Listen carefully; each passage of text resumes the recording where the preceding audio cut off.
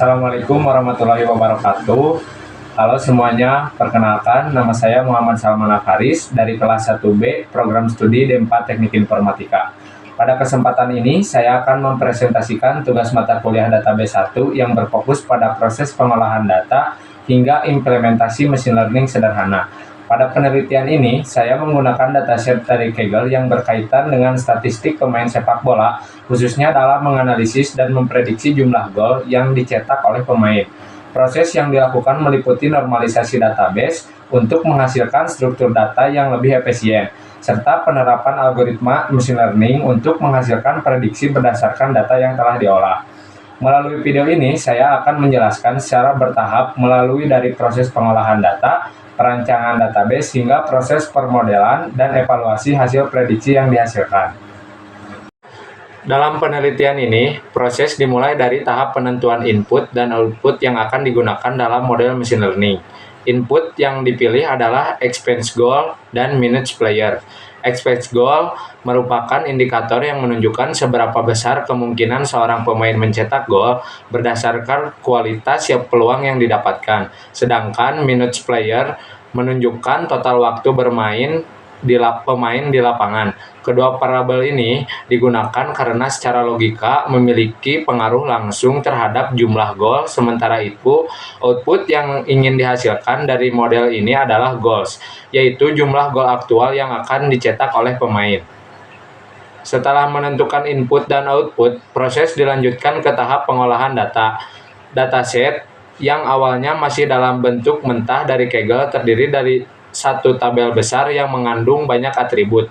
Untuk menghindari redundansi dan membuat data lebih terstruktur, dilakukan proses normalisasi menggunakan Python di Google Colab. Dari proses ini, data dipecah menjadi tabel yang saling berelasi, kemudian diimplementasikan ke dalam database MySQL. Tahap ini penting karena memastikan bahwa data yang digunakan sudah bersih, rapi, dan siap untuk dianalisis.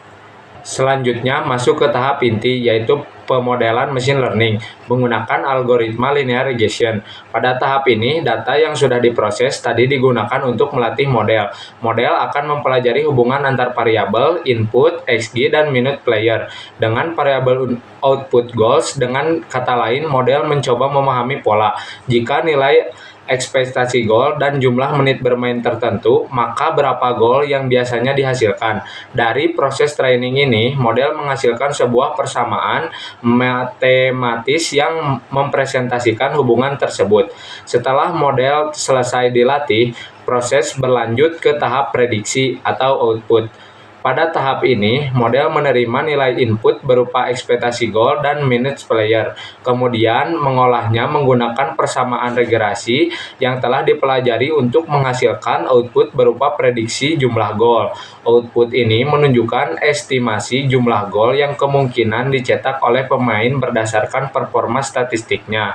Jadi, inti dari output ini adalah memberikan jawaban prediktif jika seorang pemain memiliki peluang dan waktu bermain tertentu, maka berapa gol yang seharusnya bisa dia lakukan.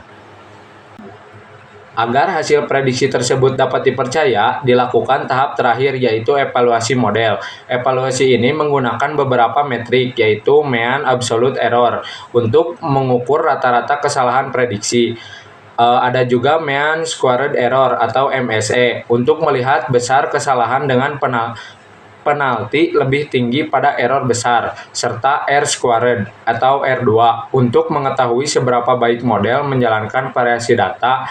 Nilai R2 yang mendekati 1 menunjuk bahwa model mampu menjelaskan hubungan antar input dan output dengan baik. Secara keseluruhan, alur proses dalam penelitian ini dimulai dari penentuan input dan output, dilanjutkan dengan processing data, kemudian pemodelan menggunakan linear regression, hingga menghasilkan output berupa prediksi jumlah gol, dan diakhiri dengan evaluasi performa model. Hasil akhirnya menunjukkan bahwa variabel expected goal dan minutes player memiliki pengaruh yang signifikan terhadap jumlah gol, sehingga model yang dibangun dapat digunakan untuk membantu analisis performa pemain secara lebih objektif dan berbasis data.